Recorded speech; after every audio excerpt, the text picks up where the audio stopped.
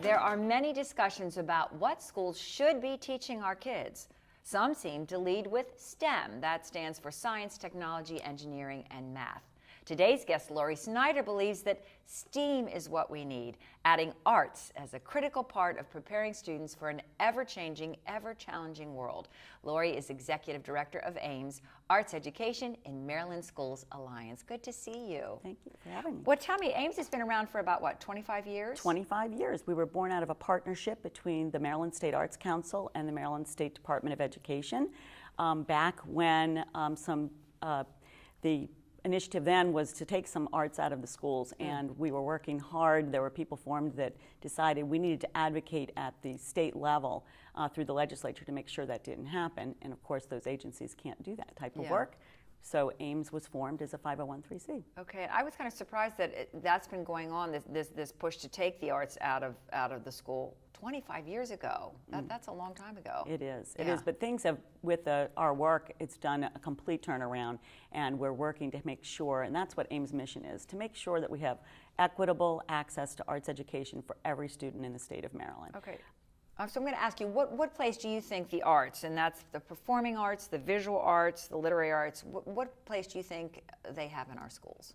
I think it's part of the education of the whole child, and backed by lots of research, that in order to prepare students for what you were saying earlier, the careers and lives that they will have, that we don't even know what those careers may be, but the arts prepare them in that way. So we believe that dance, theater, music, media arts, and visual arts are all key to that instruction. Yeah, and then we were talking a little bit off camera. You mentioned that even the federal government now, something was passed called the ESSA. Yes, Every Student Succeeds Act was passed, and that was a bipartisan bill that wants to address how we assess schools and how we look at what they're doing. So it's not just based on their math and language arts scores, but on a broader look at how we teach children.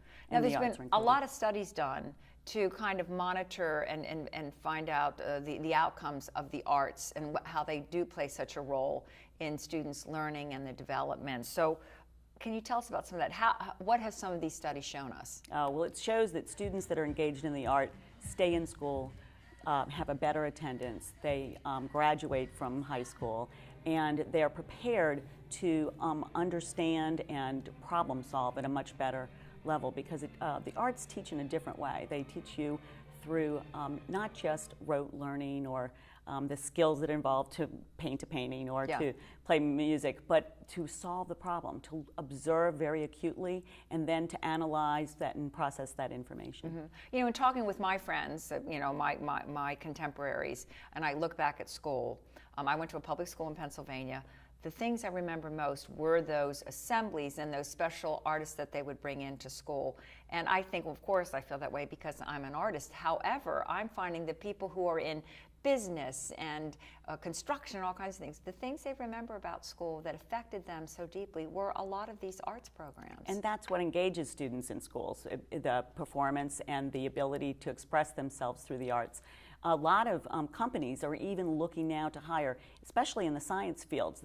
When they're looking at scientists or engineers, they're looking for people that have that artistic ability to be able to think outside of the box, to be able to look at things from different angles, and that's what the arts brings to those students. So how large is AEMS? I mean, how many people do you have working on this cause now? Well, we are a small organization, but we represent the entire state of Maryland. Wow. So we have all 24 local education agencies, so the 23 counties and Baltimore City.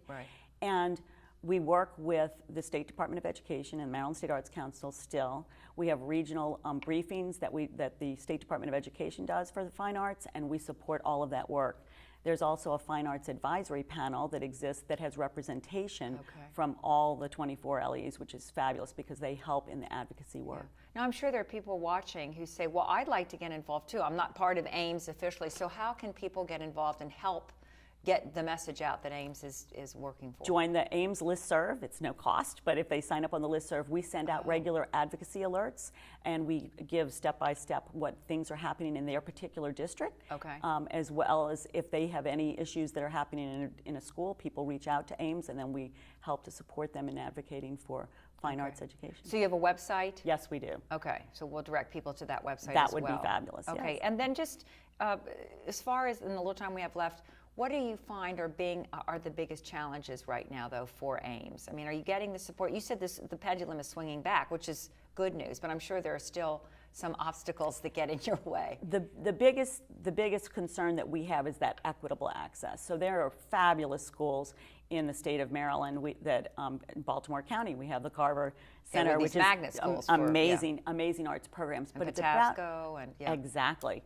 But it's about the equitable access for some of the places across the state and in the counties where they don't have that arts education. Baltimore City and some of the other counties that not every student has an art program or an art teacher in their school, and that's what we're working towards. Funding's an issue, so we're working with the Commission on Innovation and Excellence, the Kerwin Commission, that's working on what the new funding formula will be for schools, and we're hoping that that will include funding for the arts. And so I guess make the message clear to our elected officials well. So absolutely, that's who needs to hear it. Well, terrific, Lori. Thank you so much. Thanks for having me. So remember, arts education can be life education, and that's our lesson from SMARTS, the Baltimore County Arts and Culture Show.